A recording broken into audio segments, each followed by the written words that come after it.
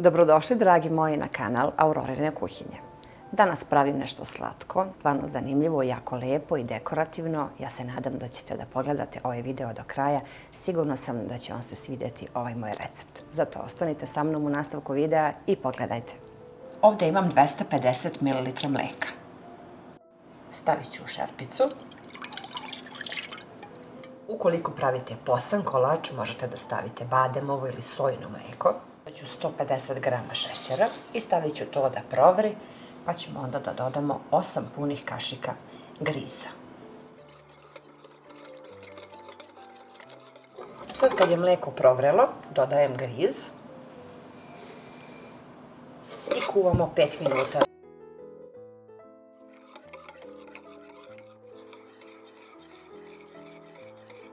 Evo sad vidite kako se lepo zgustulo.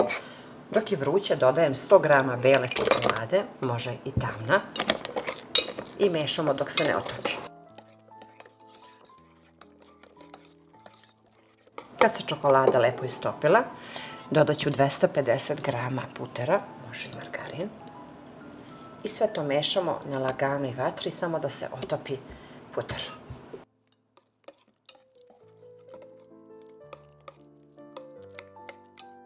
Sklonila sam sa šporeta i sad ovako dok je vruće, ovdje ću da dodam malo mlevenih oraha.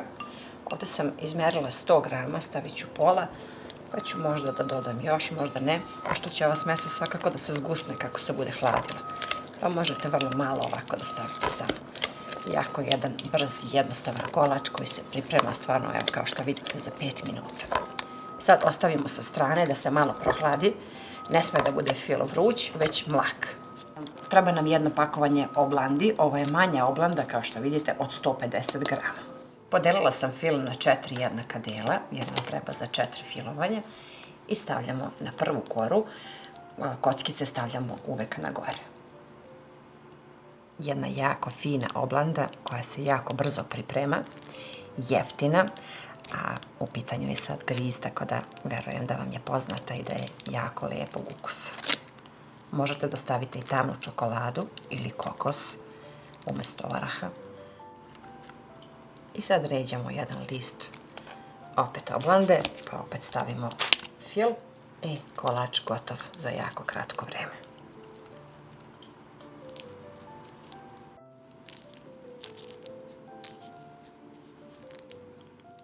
Jako lepo miriše i podsjeća na onu oblandu kad se šećer dugo kuva.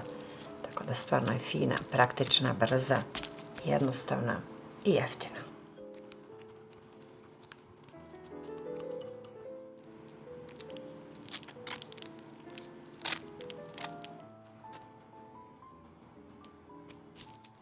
I stavljam posljednju ovu činicu, četvrti deo fila.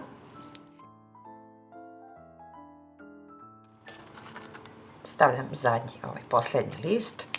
Malo je stisnemo, pokreću je samo jedan papir ću da stavim za pečenje i jednu dasku tešku i ide na hlađenje, a onda ćemo da stavimo ili glazuru ili može da ostane čak i ovako, isto je lepa. Ona je toliko čvrsta i stabilna da može samo 2-3 sata u frižideru da bude, a može i preko noći, sve zavisi koliko vam se žuri. Ja ću da stavim u frižider, pa sutra stavljam glazuru. Evo oblanda kako je čvrsta, stojala je u frižideru preko noći. Sad ću da je okrenem i da stavim glazuru od čokolade. Možete i crnu čokoladu da stavite, ja hoću bijelu, pa ću onda crnom samo malo da napravim kao neku šaru, kako bi ona bila lijepa.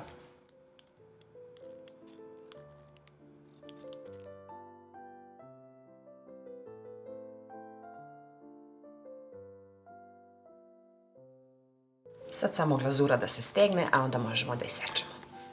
Sad možemo da sečemo oblandu, ja ću ovako na široke ove trake, a onda ćemo na štanglice.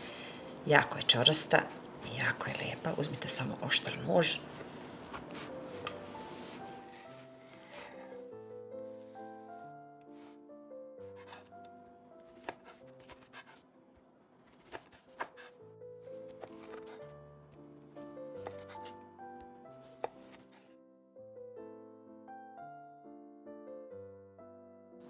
Eto jednog lepog recepta, nešto na brzinu, stvarno je praktična, jednostavna, brza, jeftina, što je jako bitno.